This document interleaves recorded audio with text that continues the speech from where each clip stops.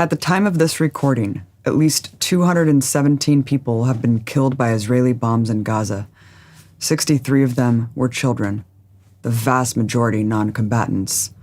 Israel has leveled residential buildings, towers housing international media outlets, all the roads leading to Gaza's trauma hospital, a Doctors Without Borders hospital, and refugee camps.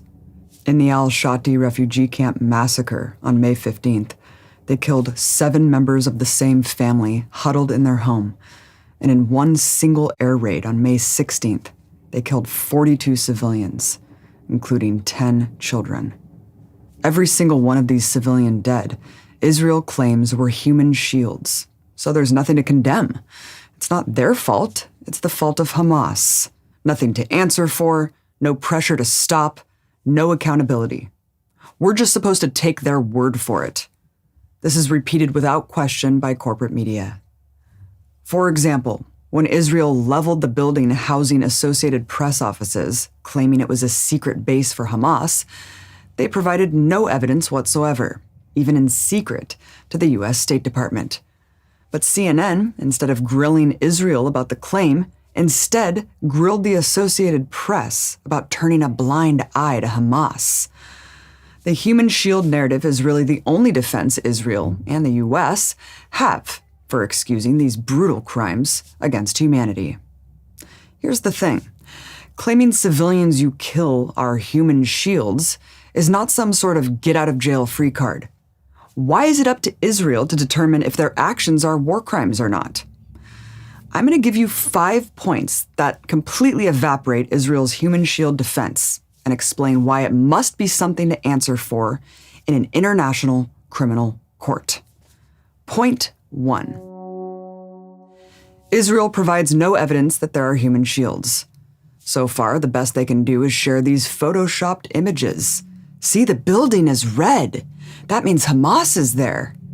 You know, for all of Israel's sophisticated surveillance technology with eyes over every single inch of Gaza, you'd think that they'd be able to produce more than cartoons and doctored graphics.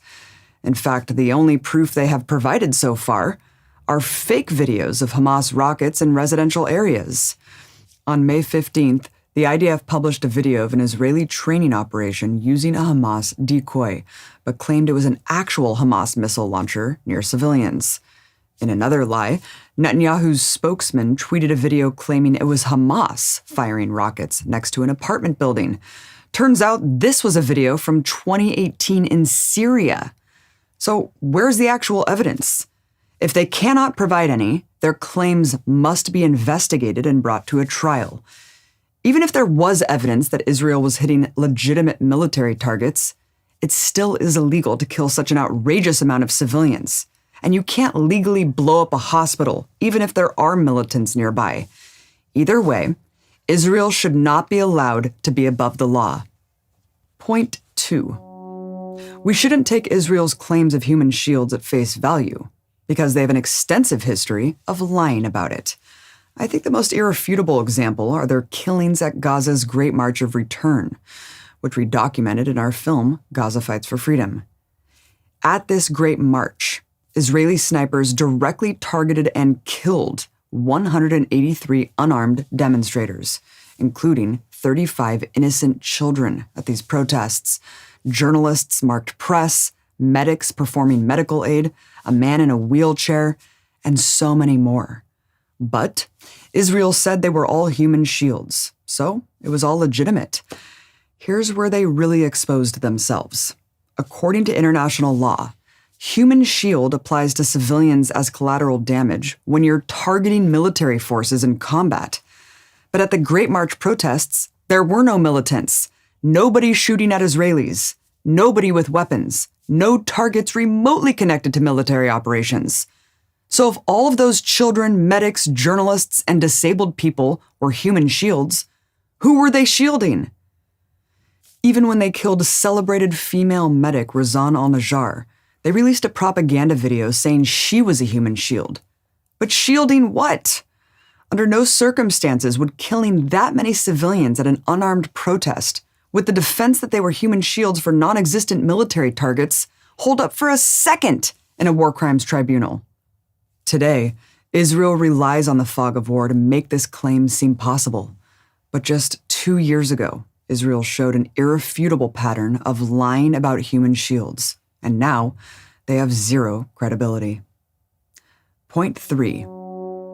According to Israel's own definition of human shield, every man, woman, and child in Gaza is a human shield. They claim that anyone in the vicinity of not only Hamas missile sites, but Hamas offices, Hamas individuals, is a human shield. This includes Hamas members who are sleeping at home with their families and the surrounding houses. This includes anyone within a mile of any Hamas institution, which is literally all of the 2 million people who live there. Look, Hamas is the government of Gaza. Therefore, any civilian infrastructure is considered Hamas infrastructure, everything from transportation to healthcare. So anyone in the vicinity of those things or people can be killed with impunity.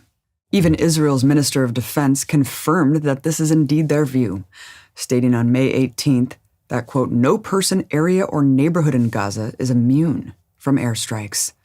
How is it in any way acceptable that Israel can categorize every human being in Gaza a legitimate target? And if you take Israel's logic far enough, they could kill everyone in Gaza, and it would be justified. Point 4. If you accept Israel's definition of human shield, then you have to accept that Israel is using human shields as well. Armed Israeli soldiers are everywhere among civilian areas. Not only that, but their military bases are nestled in densely populated residential areas. For example, the Israeli Defense Forces' main headquarters is smack dab in the middle of a residential sector of Tel Aviv and a major shopping center. Does anyone accuse Israel of using human shields? In another example, the Israeli army broadcasts from a residential apartment tower with antennas on the roof. If Hamas leveled that building, does anyone doubt it would be deemed a war crime? What we have here is a double standard. Israel wants the human shield defense for them to be any civilian they kill. But for any civilian killed by Hamas, it's a war crime. You know, the purpose of international laws of war is to create a standard that's applied to all sides equally. But Israel and the United States have a different view, that the rules only apply to their enemies. Point 5. If everyone in Gaza is a legitimate human shield, that's only because of Israel's own design. This is a situation of Israel's own making. Israel drew the borders, and Israel refuses to let anyone leave. To leave Gaza, you must get approval from the Israeli government, and the government will almost always say no. So what are people supposed to do who want to remove themselves from the carnage? They have literally nowhere to run and nowhere to hide. Israel has made Gaza, in every sense of the term, an open-air prison. They trap 2 million civilians in this tiny strip of land. Then they bomb their neighborhoods and say, well, they shouldn't have been there. The mountain of civilian dead has to be looked at through the perspective of the Israeli blockade and the inability of anyone to escape. Resistance forces in Gaza have nowhere else to go to. Gaza's self-defense capabilities are confined to this heavily populated area. And Israel has intentionally made Gaza unlivable. The only way Gaza is able to exert pressure on Israel is by firing rockets. If they peacefully protest their conditions, they're massacred just the same. If they do nothing, Israel continues to blockade them, erode their living conditions, while ethnically cleansing the rest of their land. Israel has made it so the only leverage Gaza has to get any change is using the one weapon it has. Besides, Gaza has the right to self-defense under international law, and contrary to what Israel claims, the current round of fighting was started by Israel, not Hamas, when they deployed criminal violence against Al-Aqsa and Sheikh Jarrah. And right at the outset, on May 12th, Hamas offered a ceasefire to Israel. Israel rejected it because they wanted to keep going, despite their rhetoric of only wanting the rockets to stop. So if Israel's going to keep bombing, Gaza has no choice but to fight back. And that in turn becomes the excuse for Israel massacring so-called human shields. It's far from the first time this term has been used to state-sponsored mass slaughter. Human shield propaganda has been long applied by the empire to dehumanize the enemy in nearly every major world conflict or war, from its atrocities in Korea to Iraq. And it always serves the same purpose: to dehumanize entire populations, giving the perpetrators a free pass to act with total disregard for civilian life. What the Israeli government is trying to do is cover up what their military is actually doing, which is indiscriminate bombing. That seems glaringly apparent, and international law is very clear about indiscriminate attacks being a war crime, strictly prohibited in any situation. To sum it all up, it is completely outrageous to let Israel make this blanket claim to absolve itself of any wrongdoing. All of those lives taken had value. They all had families. They all had futures they were robbed of. It's not fair, and it's not right to be able to wash away their deaths with such an audacious lie. This is an unconscionable situation. What everyone should agree on is that if an army, especially a colonizing power attacking a population it occupies and completely controls, is going to kill such an outrageous number of civilians, they shouldn't be their own judge and jury. This is what war crimes tribunals are for, and that is exactly what Israel needs to face.